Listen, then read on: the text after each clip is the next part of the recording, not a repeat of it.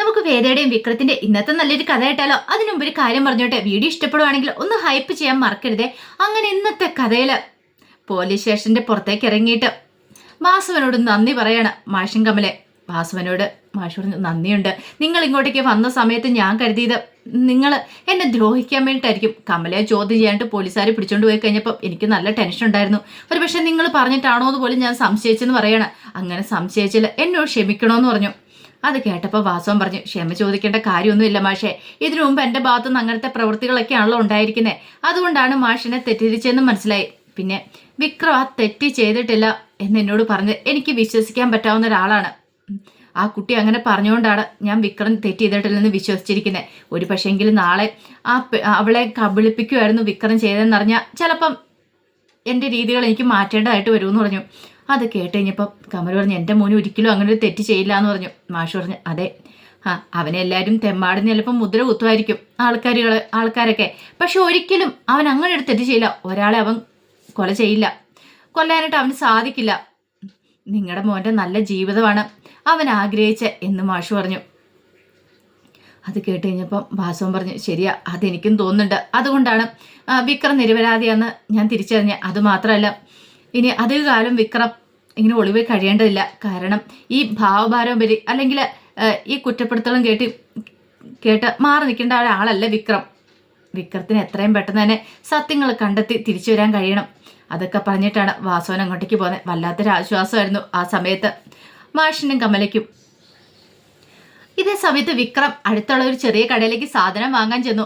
അങ്ങനെ ചെന്ന് സാധനം ലിസ്റ്റ് കൊടുക്കുകയാണ്.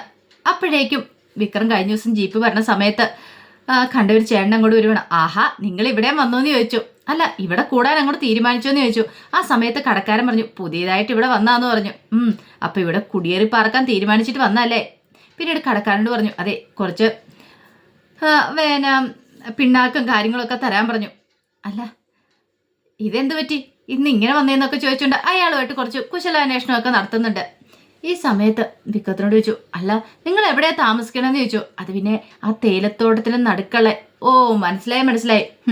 അവധ പള്ളിക്ക് എഴുതി കൊടുത്ത ആ ഒരു കുറച്ച് സ്ഥലം ഉണ്ടല്ലോ, അവിടുത്തെ ചെറിയ വീടായിരിക്കുമല്ലേ എന്ന് ചോദിച്ചു. അതേന്ന് പറഞ്ഞു. ആ, കന്യാസ്ത്രീമാര് ധ്യാനത്തിന് വരുന്ന സമയത്ത് താമസിക്കുന്ന അവിടെ. ഇപ്പൊ പിന്നെ ഇവിടെ ആരും ഇല്ലാന്ന് തോന്നേ, അതുകൊണ്ടായിരിക്കും. അല്ല, അതൊക്കെ ആരാ സെറ്റ് ചെയ്തെന്ന് തന്നെന്ന് ചോദിച്ചു. ഗീർ വർഗീസിന്റെ. ഓ, ഗീർ വർഗീസ് പരോപകാരിയായിരിക്കും അല്ലേ? അയാളിങ്ങനെ എല്ലാവർക്കും പരോപകാരം ചെയ്യും. ഒടുവിൽ അയാൾക്കിട്ട് പണി കൊടുത്തിട്ട് ആൾക്കാർ പോവുക ചെയ്യുന്നേ. അപ്പോഴേക്കും വിക്രത്തിന്റെ മുഖമൊക്കെ അങ്ങോട്ട് മാറി. അത് കേട്ടപ്പോൾ കടക്കാരൻ പറഞ്ഞു, ഒന്നും മിണ്ടാതിരിക്കടോ, ഇങ്ങനെയൊക്കെ പറയാൻ പാടുണ്ടോ? അത് അയാളുടെ കേൾക്കെന്ന് പറഞ്ഞു. ആ സമയത്താണ് ഒരു ഓട്ടോറിക്ഷ വന്നിരിക്കുന്നത്. ഓട്ടോറിക്ഷ ഓടിക്കുന്ന ചെറുപ്പക്കാരൻ അങ്ങോട്ട് ഇറങ്ങി വന്നിട്ട് വിക്രത്തിനെ അടിമുടിയോ നോക്കി. എന്നിട്ട് ചോദിച്ചു, അല്ല, നല്ല കണ്ടുപിടിച്ചുണ്ടല്ലോ എന്ന് പറഞ്ഞു. വിക്രം പറഞ്ഞു, ഇല്ല. നിങ്ങൾ സിനിമയിൽ എവിടെ അഭിനയിച്ചിട്ടുണ്ടോ? ഇല്ല. റീൽസ് ഒക്കെ ഇടുന്ന ആളാണെന്ന് ചോദിച്ചു. അതുമല്ല എന്ന് പറഞ്ഞു. എങ്കിൽ പിന്നെ എങ്ങനെയായിരിക്കും? അത് കേട്ടുകഴിഞ്ഞപ്പം അവിടെ ഒന്ന് അയാൾ പറഞ്ഞു, പിന്നെ ഇതൊക്കെ കേട്ടിട്ടുണ്ടെങ്കിൽ തോന്നൂലോടോ, നീ ഇതിനകത്തൊക്കെ അഭിനയിക്കാൻ പോയിട്ടുണ്ടെന്ന്. പിന്നെ അത്ര ഇങ്ങനെ കൊച്ചാക്കുമൊന്നും വേണ്ട, 1-2 സിനിമയ്ക്കകത്ത് ഞാനും തല കാണിച്ചിട്ടുണ്ടെന്ന് പറഞ്ഞു. അത് കേട്ടപ്പോൾ കടയിൽ നിന്ന് വേറൊരു പുള്ളിക്കാരൻ പറഞ്ഞു, പിന്നെ അഭിനയിച്ചിട്ടുണ്ട് പോലും സ്വന്തം ഭാര്യയ്ക്ക് പോലും കണ്ടുപിടിക്കാൻ പറ്റിയിട്ടില്ല ഇവൻ എവിടെയാ നിന്നേന്ന് എന്നൊക്കെ ഇങ്ങനെ പറഞ്ഞ് കളിയാക്കുവാണ് അവനെ. എന്നാലും പക്ഷെ അവന് സംശയം മാറുന്നുണ്ടായിരുന്നില്ല. അല്ല, ഞാൻ എവിടെയോ കണ്ടിട്ടുണ്ട്, സോഷ്യൽ മീഡിയയിലാണോ എന്നൊരു സംശയമുണ്ട്. വിക്രത്തിന് ഭയങ്കര ടെൻഷനായി. കാരണം ഇത് പാരയാകുമോ എന്നൊരു ചിന്ത. ഓട്ടക്കാരനും കൂടെയാണ്. ഒടുവിൽ അയാൾ സാധനമൊക്കെ മേടിച്ചുകൊണ്ട് അങ്ങോട്ട് പോകണം. അപ്പോൾ വിക്രം ഇങ്ങനെ ആലോചിച്ചുകൊണ്ട് നിൽക്കുമ്പോഴത്തേനും കടക്കാരൻ പറഞ്ഞു 860 രൂപയെന്ന് പറഞ്ഞു. വിക്രം അത് കേട്ടില്ല. ഇതേ താൻ ഏത് ലോകത്താ 860 രൂപയായെന്ന് പറഞ്ഞു സാധനങ്ങൾക്ക്. അങ്ങനെ പൈസ വിക്രം കൊടുത്തു. എന്നാലും വിക്രം ആ ഓട്ടോക്കാരനെ നോക്കുവാണ്. ഓട്ടോ സ്റ്റാർട്ട് ചെയ്ത് നിങ്ങൾ പോണ സമയത്തും ഓട്ടോക്കാരൻ സംശയത്തോടു കൂടി വിക്രത്തിനെ നോക്കുന്നുണ്ടായിരുന്നു. അയാൾക്ക് എവിടെയോ ഒരു കണ്ടുപരിചയമുണ്ടെന്ന് വിക്രത്തെ. പക്ഷെ വിക്രത്തിനാണെങ്കിൽ അയാൾ ഒരു പരിചയമില്ല. പക്ഷെ ഇനി തന്നെ എവിടെയായിരിക്കും കണ്ടേ എന്നൊരു ചിന്തയായിരുന്നു വിക്രത്തിന്റെ മനസ്സിൽ. പിന്നീട് വിക്രം വീട്ടിലേക്ക് വരുവാണ്. ആ സമയത്ത് വേദ അവിടെയൊക്കെ അടിച്ചു വാരി വൃത്തിയാക്കിയിട്ടുണ്ടായിരുന്നു. വിക്രം വന്നിട്ട് പറഞ്ഞു, എന്താ വേദ, നീ എന്തിനാ ഇവിടെയെല്ലാം അടിച്ചു വാരി വൃത്തിയാക്കിയെന്ന് ചോദിച്ചു. അതെന്താ ഞാൻ വൃത്തിയാക്കേണ്ടതെന്ന് ചോദിച്ചു. അല്ല, ഞാനും കൂടെ വന്നിട്ട് ഇതൊക്കെ ചെയ്യത്തില്ലായിരുന്നു എന്ന് ചോദിച്ചു. അതിന്റെ ആവശ്യമില്ല വിക്രം, ഇത് കുറച്ചല്ലേ ഉള്ളൂ, എനിക്ക് തനിച്ച് ഉള്ളെന്ന് പറഞ്ഞു. പിന്നെ എന്നും പറഞ്ഞുകൊണ്ട് തനിച്ച് അങ്ങനെ ചെയ്യേണ്ട കാര്യമില്ലായിരുന്നു പറഞ്ഞു. വേദ പറഞ്ഞു, കൊള്ളാലോ, അപ്പൊ ഇതിന്റെ കാര്യമുണ്ട്, ജീവിതകാലം മുഴുവൻ ഇത് കാണണം കേട്ടോ. ആ സമയം വിക്രം പറഞ്ഞു, എന്താ സംശയമുണ്ടോ? ഭാര്യ ഭർത്താവ് എന്ന് പറഞ്ഞിട്ടുണ്ടെങ്കിൽ രണ്ടുപേരും ഒരേപോലെ മുന്നോട്ട് പോകണം. ഒരാൾ പാത്രം തേക്കുമ്പോൾ ഒരാൾ മിറ്റം അടിക്കണം. അങ്ങനെയാണെങ്കിൽ നല്ലതായിരിക്കും. കുടുംബം മുന്നോട്ട് പോകണമെങ്കിൽ അങ്ങനെ ചില കാര്യങ്ങളൊക്കെ ചെയ്യണം. ഭാര്യയെ ജോലിയെ സഹായിക്കണമെന്ന് പറഞ്ഞു. ഭാര്യ ജോലിക്ക് പോകുന്നതാണെങ്കിൽ ഉറപ്പായിട്ടും അവളെ സഹായിച്ചാൽ മതിയാവളെന്ന് പറഞ്ഞു. വേദ പറഞ്ഞു ആയിക്കോട്ടെ ആയിക്കോട്ടെ, കുറച്ചാൾ കഴിയുമ്പോഴും ഇങ്ങനെയൊക്കെ തന്നെ പറയണമെന്ന് പറഞ്ഞു. വിക്രം പറഞ്ഞു അതിനൊരു മാറ്റം ഉണ്ടാകാൻ പോകുന്നില്ലെന്ന് പറഞ്ഞു. പിന്നീടാണ് വിക്രം ആ കാര്യം ഓർത്ത് പറയണേ, അതെ ഇന്ന് ഞാൻ കടയിൽ പോയി കഴിഞ്ഞപ്പോഴേ ഒരു ഓട്ടോക്കാരൻ അവിടെ വന്നു, ഒരു ജോയി. അയാൾ എന്നെ കണ്ടിട്ട് പറയാ എന്നെ നല്ല പരിചയമുണ്ടെന്നോ. അതെ, അയാൾ ഒന്ന് രണ്ട് സിനിമകളിലൊക്കെ ചെറിയ ചെറിയ വേഷങ്ങളൊക്കെ ചെയ്തിട്ടുണ്ട്. ഓ അപ്പം ഇനിയിപ്പം വിക്രു വലിയ നടനായതുകൊണ്ടായിരിക്കും വിക്രുവിനെ പെട്ടെന്ന് കണ്ടപ്പോൾ അയാൾക്ക് മനസ്സിലായത്. എത്ര സിനിമകൾ വിക്രു ചെയ്തിരിക്കുന്നു. അത് കേട്ട് കഴിഞ്ഞപ്പോൾ വിക്രം പറഞ്ഞു നീ എന്നെ അങ്ങനെ കളിയാക്കുമൊന്നും വേണ്ട, ഞാൻ സീരിയസ് ആയിട്ട് കാര്യം പറയാം. അപ്പോഴേക്കും വേദ പറഞ്ഞു അല്ല അയാൾ അങ്ങനെ പറയണമെങ്കിൽ വിക്രത്തിന് നേരിട്ട് അയാളെ കണ്ടിട്ടുണ്ടോയെന്ന് ചോദിച്ചു. അല്ല ഇതിനു മുമ്പ് കണ്ടിട്ടുണ്ടോ എന്ന് എനിക്കറിയത്തില്ല, ഞാൻ പക്ഷെ അയാളെ കണ്ടിട്ടില്ല, നേരത്തെ ഒന്നും ഞാൻ അയാളെ കണ്ടില്ല, ആദ്യമായിട്ടാണ് കാണുന്നതെന്ന് പറഞ്ഞു. ഇനി എനിക്ക് നല്ല ടെൻഷനുണ്ട്. ഓ എന്തിനാ വിക്രം പേടിക്കേണ്ട കാര്യമൊന്നുമില്ല, അയാൾക്ക് ചിലപ്പോൾ തോന്നിയതായിരിക്കും എന്ന് പറഞ്ഞു. പിന്നെ ഞാൻ അയാളെക്കുറിച്ച് അന്വേഷിച്ച് കഴിഞ്ഞപ്പോൾ അയാൾ ഇവിടെ വിട്ട് അങ്ങനെ അധികം പുറത്തു പോകുന്ന ആളൊന്നും അല്ലെന്ന് മനസ്സിലായി, അതുകൊണ്ട് എനിക്കൊരു സമാധാനമായെന്ന് വിക്രം പറഞ്ഞു. അങ്ങനെ സംസാരിച്ച് നിൽക്കുന്ന സമയത്ത് വിക്രം ചോദിച്ചു അല്ല അനിയൻകുട്ടൻ എന്തിയെ എഴുന്നേറ്റോന്ന് ചോദിച്ചു. ഇടയ്ക്ക് ഞാൻ ചായ വെച്ചോണ്ടേ കൊടുത്തായിരുന്നു, കുടിച്ചില്ല, ഞാനവിടെ വെച്ചിട്ട് തിരികെ പോകുന്നത് കഴിഞ്ഞപ്പോഴത്തേനും അനിയൻകുട്ടൻ എടുത്ത് കുടിച്ചെന്ന് പറഞ്ഞു. ആഹാ അത് നല്ലൊരു കാര്യമാണല്ലോ, അപ്പോൾ അവന് കുറച്ച് മാറ്റങ്ങളൊക്കെ വന്ന് തുടങ്ങിയിട്ടുണ്ട് അല്ലേന്ന് ചോദിച്ചു. അതെ, ഇങ്ങനെ പുറത്തേക്ക് നോക്കി ഒരേ ഇരിപ്പ് തന്നെ ഇരിക്കുമായിരുന്നു, എന്താണെങ്കിലും ഇത്തിരി മാറ്റം വന്നിട്ടുണ്ടെന്ന് പറഞ്ഞു. അപ്പോഴേക്കും ഒരാണ് ജീപ്പ് വന്നിരിക്കുന്നത്, ജീപ്പിനകത്തുനിന്ന് ഗിയർ വർഗീസ് ഇറങ്ങുവാണ്, കൂടെ ഭാര്യയുണ്ട്. അങ്ങനെ വന്നിട്ട് ഗിയർ വർഗീസ് ഭാര്യയെ പരിചയപ്പെടുത്തുകയാണ്. ഇതെൻ്റെ ഭാര്യ മേരി എന്ന് പറഞ്ഞു. പിന്നീട് മേരി വേദയോടും വിക്രത്തോടും സംസാരിക്കുകയാണ്. അതെ ചേട്ടൻ വന്ന് പറഞ്ഞിട്ടുണ്ടായിരുന്നു രണ്ടുപേരും ഇവിടെ വന്നിട്ടുണ്ടെന്ന്. ഞാൻ കരുതി വല്ല പണി അന്വേഷിച്ച് വന്നായിരിക്കുന്ന, കിഴക്കമ്പലയിലേക്കാണ് പണി അന്വേഷിച്ച് വരുന്ന ആൾക്കാർ വളരെ കുറവാണ്, പക്ഷെ എന്നാലും നിങ്ങൾ വന്നെന്നറിഞ്ഞപ്പോൾ എനിക്ക് അത്ഭുതമാണ് തോന്നിയത്. പിന്നെയാണ് ചേട്ടൻ പറയണേ അതെ രണ്ടുപേരും കൂടെ ഒളിച്ചോടി പോകുന്നതെന്നുള്ള കാര്യം. എന്തായാലും കൊള്ളാട്ടോ, ഇങ്ങോട്ടേക്ക് തന്നെ വന്നേന്നൊക്കെ മേരി പറഞ്ഞു. അത് കേട്ടുകഴിഞ്ഞപ്പോൾ ഗിരിവറസ് പറഞ്ഞു അതെ എൻ്റെ ഭാര്യ മേരി ഉണ്ടല്ലോ അവളൊരു പ്രേമരോഗിയാന്ന് പറഞ്ഞു. പ്രേമരോഗിയാ എന്താ വെച്ചാൽ എങ്ങനെ പറയണമെന്ന് ചോദിച്ചു. അല്ല ഞാൻ അങ്ങനെ ഒരു ഉദ്ദേശത്തിൽ പറഞ്ഞല്ലോ കേട്ടോ, ഞാനും അവളും തമ്മിൽ ഇപ്പോഴും പ്രണയത്തിലാന്ന് പറഞ്ഞു.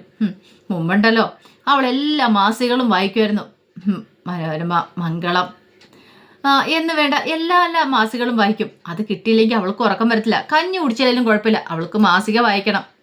അത് കേട്ട് കഴിഞ്ഞപ്പം വേദ പറഞ്ഞ നല്ല കാര്യമല്ലേ, അറിവും കാര്യങ്ങളൊക്കെ കിട്ടുമല്ലോ എന്ന് പറഞ്ഞു. പിന്നെ മാസിക വായിച്ചിട്ട് അറിവ്, അത് കേട്ടപ്പം മേരി പറഞ്ഞു അതെ എന്നെ അത്ര കൊച്ചാക്കി പറയുമൊന്നും വേണ്ട, എനിക്ക് എന്തായാലും ഈ അമ്മായിമ്മപ്പോരും കാര്യങ്ങളൊക്കെ കേൾക്കുന്നതിനോട് താല്പര്യമില്ല, ഇങ്ങനെയുള്ള കഥകളൊക്കെയാണ് നല്ല നല്ല കഥകളൊക്കെ അല്ലേന്ന് ചോദിച്ചു. അത് ശരി ചേച്ചി, നല്ല നല്ല കഥകളാന്ന് പറഞ്ഞു. പിന്നീട് വേദയോട് പറഞ്ഞു അതെ പ്രേമിക്കുവാണെങ്കിൽ നമ്മൾ നല്ല രീതിയിൽ തന്നെ പ്രേമിക്കണം, പ്രേമിക്കുന്നവരുടെ മനസ്സ് എപ്പോഴും നിഷ്കളങ്കമായിരിക്കും എന്ന് പറഞ്ഞു. നല്ല രീതിയിൽ പ്രേമിക്കുന്നത്, കാരണം അവർക്ക് ദുഃഖങ്ങളൊക്കെ വരാനായിട്ട് ചാൻസ് കുറവാന്ന് പറഞ്ഞു. അത് കേട്ടുകഴിഞ്ഞപ്പോൾ വേദിച്ചു അതെന്താ, അല്ല അവർ പ്രേമിച്ചുകൊണ്ടിരിക്കുന്ന സമയത്തെ പ്രേമിക്കുന്നതിനെ കുറിച്ചൊക്കെ ആലോചിച്ചുകൊണ്ടിരിക്കുള്ളൂ, ആ സമയത്ത് വേറെ വിഷമങ്ങളൊക്കെ വന്നിട്ടുണ്ടെങ്കിൽ അവർക്ക് അതിനെക്കുറിച്ച് ചിന്തിക്കാനൊന്നും സമയമൊന്നുമില്ല, അവരുടേതായ ലോകത്തായിരിക്കും, അവർ അപ്പൂപ്പൻ താടി പോലെ ഇങ്ങനെ പറന്ന് നടക്കുമെന്നൊക്കെ പറഞ്ഞു. കണ്ടില്ലേ ഇവള് പറയണേ ഓരോ മാസുകളൊക്കെ വായിച്ച് അതെല്ലാം ഇവള് തലയെ കയറ്റി വെച്ചിരിക്കുമെന്ന് പറഞ്ഞു. പിന്നീട് ഗീർവേഴ്സ് പറഞ്ഞു അതൊക്കെ പോട്ടെ, ഞാനിപ്പോൾ വന്ന് വേറൊരു കാര്യം പറയാൻ വേണ്ടിയാ. എന്താ ഏട്ടാന്ന് ചോദിച്ചു. അതെ പള്ളിപ്പറമ്പുണ്ടല്ലോ ഇവിടെ, പള്ളിപ്പറമ്പിൽ ഇടയ്ക്ക് മുട്ടും കുറച്ച് പണികളും കാര്യങ്ങളൊക്കെ വരും. ഇപ്പോഴാണെങ്കിൽ അവിടെ പണി വന്നിട്ടുണ്ട് കൊളുന്ത് നുള്ളാനായിട്ട്, ഇവിടെ കുറച്ച് സ്ഥലമുണ്ടല്ലോ അവിടെ കൊളുന്ത് നുള്ളാനായിട്ട്. അങ്ങനെയാണെങ്കിൽ ഒരു കാര്യം ചെയ്യാം, വേദയ്ക്കും വരാൻ പറ്റുമോ, എൻ്റെ ഭാര്യ മേരി ഉണ്ടെന്ന് പറഞ്ഞു. ഒരാളുടെ ഒരു കുറവുണ്ടെന്ന് പറഞ്ഞു. വിക്രം പറഞ്ഞു അല്ല അത് പിന്നെ വേദയ്ക്ക് അറിയില്ലല്ലോ. വേദ പറഞ്ഞു അതൊന്നും സാരമില്ല ചേട്ടാ ഞാൻ വരാം, ഇങ്ങനെയൊക്കെയല്ലേ നമ്മൾ ഓരോന്ന് പഠിക്കണമെന്ന് പറഞ്ഞു. വേദയ്ക്ക് ഒരു താല്പര്യക്കുറവുണ്ടായിരുന്നില്ല, വേദയ്ക്ക് സന്തോഷമുള്ള കാര്യമായിരുന്നു. അപ്പോഴേക്കും വിക്രം പറഞ്ഞു അപ്പോൾ അനിയൻകുട്ടൻ്റെ കാര്യമോ. ഗിരിവറീസ് പറഞ്ഞു അതൊന്നും ഓർത്ത് പേടിക്കണ്ട, പള്ളിമേടയിൽ എപ്പോഴും അച്ഛനുണ്ടല്ലോ, നമുക്ക് അച്ഛൻ്റെ അടുത്ത് ആക്കാന്നേ, അവിടെ ആകുമ്പോൾ പിന്നെ പ്രശ്നമില്ല, അച്ഛനാകുമ്പോൾ ഓരോന്നൊക്കെ ഇങ്ങനെ അനിയൻകുട്ടനോട് ചോദിച്ചും പറഞ്ഞൊക്കെ ഇരുന്നോളും, ആ കാര്യം ഓർത്ത് പേടിക്കണ്ടെന്ന് പറഞ്ഞു. അങ്ങനെയാണ് ഓക്കെ. ഒടുവിൽ അവരങ്ങോട്ട് പോകാൻ തുടങ്ങിയപ്പോഴത്തേനും മേരി എന്ത് ചെയ്തു, ഒരു പാത്രം അങ്ങോട്ട് കൊടുക്കണം വേദയുടെ കയ്യിലേക്ക്. ഇതെന്താ, ഇത് കുറച്ച് പോത്ത് വരട്ടിയതാന്ന് പറഞ്ഞു. ഇങ്ങോട്ടേക്ക് വരും വെറും കൈയോടെ വരുന്നത് ഇങ്ങനെ ആദ്യമായിട്ട് വരുന്നതല്ലേ, അതുകൊണ്ട് തരാൻ വേണ്ടി വന്നതെന്ന് പറഞ്ഞു. തരാനും കൂടെ ഏട്ടാ വന്നേന്ന് പറഞ്ഞു. അപ്പോഴേക്കും വേദ പറഞ്ഞു അതൊന്നും വേണ്ടായിരുന്നല്ലോ എന്ന് പറഞ്ഞു. കഴിച്ചിട്ടെ പാത്രം പിന്നെ തന്നാൽ മതിയെന്ന് പറഞ്ഞു. എന്നും പറഞ്ഞുകൊണ്ട് അവരങ്ങോട്ടേക്ക് പോവണം. വിക്രം പാത്രത്തിന് മൂട് തുറന്നു നോക്കി. ആ നല്ല സ്മെല്ല്, പോത്ത് വരട്ടേൻ്റെയൊക്കെ. വിക്രം വേദയോട് പറഞ്ഞു, കൊള്ളാം, സൂപ്പറായിട്ടുണ്ടെന്ന് പറഞ്ഞു. അങ്ങനെ ഇവർ രണ്ടുപേരും കൂടെ സന്തോഷത്തോടെ അകത്തേക്ക് കയറി പോവാണ്. ഇതേ സമയത്ത് ശ്രീനിവാസനും വാസവനും കൂടെ കണ്ടുമുട്ടുകയാണ്. പിന്നീട് വാസവൻ പറഞ്ഞു, ആ ജോസഫിനെ അതുപോലെ തന്നെ രാജനെ ഒന്നും പോലീസ് സ്റ്റേഷനിൽ ഹാജരാക്കിയിട്ടുണ്ടായിരുന്നില്ല. അത് കേട്ടപ്പോൾ ശ്രീനിവാസൻ പറഞ്ഞു, കുറച്ചടിയൊക്കെ കിട്ടിയിട്ടുണ്ട്, എന്താണെങ്കിലും അവരെ വിട്ടയച്ചെന്ന് പറഞ്ഞു. പിന്നെ അവർക്കും വിക്രത്തെക്കുറിച്ച് കൂടുതലായിട്ടൊന്നും അറിയത്തില്ല, വിക്രം എങ്ങോട്ടാ പോയത് എന്താണെന്നും അറിയത്തില്ല. അപ്പോഴേ വാസവൻ പറഞ്ഞു, മിക്കവാറും വിക്രം മാറിയത് സത്യങ്ങളൊക്കെ കണ്ടെത്താൻ വേണ്ടിയിട്ടായിരിക്കും. അനിയൻകുട്ടനെ കൊണ്ടുപോയിട്ടുണ്ടെങ്കിൽ അനിയൻകുട്ടന് ചിലപ്പോൾ സ്വബോധം വന്നു കഴിയുമ്പോൾ സത്യങ്ങളൊക്കെ പറയുന്ന സമയത്ത് ആരും അറിയുന്നതിന് മുമ്പ് അറിയണം, പിന്നീട് അവരെ തീർക്കാൻ വേണ്ടിയിട്ടായിരിക്കും എന്ന് പറഞ്ഞു. ശ്രീനിവാസൻ പറഞ്ഞു, അവൻ അങ്ങനെ ഒരിക്കലും ചെയ്യില്ല, കാരണം അവൻ ഇതുവരെയായിട്ട് കൊലപാതകമൊന്നും ചെയ്തിട്ടൊന്നുമില്ല. അത് മാത്രമല്ല, വേറൊരു കാര്യം, അവൻ അങ്ങനെ അവൻ്റെ വായിന്ന് അനിയൻകുട്ടൻ്റെ നാവിൽ നിന്ന് ആ സത്യങ്ങളൊക്കെ തിരിച്ചറിഞ്ഞിട്ടുണ്ടെങ്കിൽ ആദ്യം അറിയിക്കുന്ന എന്നെ ആയിരിക്കും. എന്നെ അറിയിച്ചതിന് ശേഷം മാത്രം അവൻ എന്തേലും ചെയ്യത്തുള്ളൂ എന്ന് പറഞ്ഞു. പിന്നീട് വാസവൻ പറഞ്ഞു, ചിലപ്പോൾ ശരിയായിരിക്കും, പക്ഷെ എൻ്റെതായ രീതിക്ക് ഞാനൊരു അന്വേഷണം നടത്താൻ തന്നെ തീരുമാനിച്ചിട്ടുണ്ട്. എനിക്ക് എന്താണെങ്കിലും കൊലയാളിയെ കണ്ടെത്തേ മതിയാവുള്ളൂ, വരുണ്ട കൊലയാളിയെ കണ്ടെത്തണമെന്ന് പറഞ്ഞു. അതിനെനിക്ക് ശ്രീനിയുടെ സഹായം വേണമെന്ന് പറഞ്ഞു. എന്ത് സഹായം വേണം ഞാൻ ചെയ്യാം, എന്തായാലും തൽക്കാലത്തേക്ക് 2 ദിവസത്തോടെ കഴിയട്ടെ, അത് കഴിയുമ്പോൾ ഇലക്ഷൻ അല്ലേ, ഇലക്ഷൻ്റെ കാര്യം കഴിഞ്ഞതിന് ശേഷം മതി, ഇപ്പം അതിനകത്തേക്ക് തലയിട്ട് വെറുതെ പ്രശ്നം വാങ്ങിക്കണ്ട എന്ന് വാസവനോട് പറഞ്ഞു. വാസവൻ പറഞ്ഞു, എന്ത് ഇലക്ഷന്? ശ്രീനി പറഞ്ഞു, ഇപ്പം എക്സിറ്റ് പോൾ ഫലമൊക്കെ വാസവന് അനുകൂലമായിട്ടാണല്ലോ വരുന്നത്, അതുകൊണ്ട് വാസവൻ ജയിക്കും, ഞാനിപ്പോൾ അതൊന്നും നോക്കുന്നില്ലെന്ന് ശ്രീനി പറഞ്ഞു. അത് കേട്ടുകഴിഞ്ഞപ്പോൾ വാസവൻ പറഞ്ഞു, എനിക്ക് ജയിക്കണമെന്നും തോൽക്കണമെന്നും അതൊന്നും എൻ്റെ ഇപ്പം നിഘണ്ടുവിലില്ല. എൻ്റെ മകനെ കൊന്ന ആരാണോ അവരെ എനിക്ക് ശരിയാക്കണം, അതുമാത്രം എൻ്റെ മനസ്സിലുള്ളൂ. ജയിച്ചാലും തോറ്റാലും എനിക്ക് ആ സത്യം കണ്ടെത്തണം, അതിനുശേഷം ഞാൻ എൻ്റെ രാഷ്ട്രീയ ജീവിതം വിടാൻ പോവാ, എനിക്ക് ഇനി മുന്നോട്ട് അങ്ങനെ പോകാൻ പറ്റില്ല എന്ന് പറഞ്ഞു. ശ്രീനിവാസൻ പറഞ്ഞു, ഒന്നും ഓർത്തിപ്പം ടെൻഷൻ അടിക്കൊന്നും വേണ്ട, 2 ദിവസത്തോടെ കഴിയട്ടെ, എന്ത് സഹായം വേണം ഞാൻ ചെയ്തു തരാമെന്ന് പറഞ്ഞു. അങ്ങനെ അവർ രണ്ടുപേരും കൂടെ പരസ്പരം കൈ കൊടുക്കുകയാണ്. ഇതേ സമയത്ത് ശ്രീകാന്തും ചന്ദ്രശേഖരനും കൂടെ സംസാരിക്കുകയാണ്. അപ്പോഴേക്കും വർഷയും കൂടെ അങ്ങോട്ട് വന്നു. അങ്ങനെ വന്ന സമയത്ത് ശ്രീകാന്ത് ചന്ദ്രശേഖരനോട് പറഞ്ഞു, എനിക്ക് ആ സമയത്ത് അച്ഛനോട് അങ്ങനെയൊക്കെ ദേഷ്യപ്പെട്ട് പറയേണ്ടതായിട്ട് വന്നു, അങ്ങനെ പറഞ്ഞിട്ടാണ് ഞാൻ ഇറങ്ങിയത്. ചന്ദ്രശേഖരൻ പറഞ്ഞു, അതിൻ്റെ ആവശ്യം ഉണ്ടായിരുന്നോ, നാളെ അങ്ങോട്ട് കയറി ചെല്ലണ്ടല്ലേ, ഞാനങ്ങോട്ട് ചെല്ലും, എനിക്കിവിടെ അവകാശപ്പെട്ട വീടല്ലേ അതെന്ന് ചോദിച്ചു. ചന്ദ്രശേഖരൻ പറഞ്ഞു, വേദ ഒരു കാര്യം പറഞ്ഞിട്ടുണ്ടെങ്കിൽ അതിന് പിന്നെ വ്യക്തമായ കാരണം കാണുമായിരിക്കും, വേദ ഒന്നും അറിയത്തില്ല, അത് പറയില്ലല്ലോ. അപ്പോഴേക്കും വർഷ പറഞ്ഞു, അതെ, പുളിക്കിൻ്റെ കൊലപാതകത്തിൽ അവൾക്ക് ആരെയൊക്കെ സംശയം ഉണ്ടെന്ന് പറഞ്ഞിട്ട് അവൾ പോയിരിക്കുന്നത്.